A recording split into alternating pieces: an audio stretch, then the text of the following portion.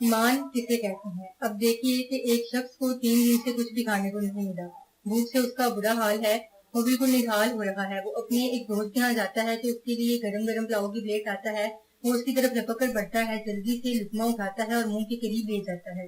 اتنے میں ایک لڑکا بھاگے بھاگے آتا ہے اور کہتا ہے کہ اس پلاؤ میں غلطی سے نمک کی جگہ زہر پڑ گیا ہے، آپ کا کیا خیال ہے کہ کیا وہ بھوکا اس پلاؤ کو کھا لے گا؟ وہ اسے کبھی نہیں کھائے گا۔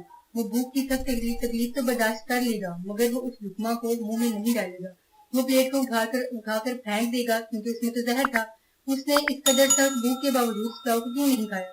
اس لیے کہ اسے یقین ہے کہ اس کے کھانے سے وہ ہلاک ہو جائے گا۔ اسے 1000 لالچ دیجیے، وہ اسے کبھی بھی نہیں کھائے گا۔ اس پر کتنی بھی سختی کیجیے، وہ کبھی بھی لقمہ منہ میں نہیں ڈالے گا۔ خدا کے قوانین پر اس قسم کے پختہ یقین کو ہی ایمان کہتے ہیں، اور اس قسم کے ایمان رکھنے والے کو ہی مومن کہا جاتا ہے۔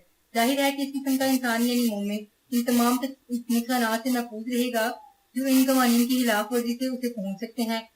یہ وجہ ہے کہ ایمان کا لازمی نتیجہ امن ہی ہوتا ہے، لیکن مومن صرف اپنے آپ ہی کو ایسے نقصانات اور خطروں سے محفوظ نہیں رکھتا، وہ دوسروں کو بھی ان سے محفوظ رکھنے کی کوشش کرتا ہے۔ اس لیے مومن کے معنی ہے وہ شخص جس کی زندگی کا مقصد یہ ہو کہ وہ دنیا میں امن قائم کرے، کیونکہ خدا کے قوانین کے مطابق چلنے سے دنیا امن میں رہتی ہے۔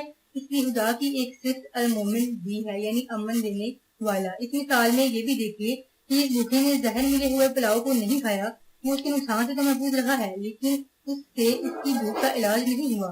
اس کے لیے ضروری ہے کہ وہ اسے عمدہ کھانا دیا جائے یا اسے عمدہ کھانا ملے۔ اس سے ظاہر ہے کہ انسان کے لیے اتنا ہی کافی نہیں کہ وہ خطروں سے محفوظ رہے، اس کے لیے اس سے زیادہ بھی کچھ ضروری ہے۔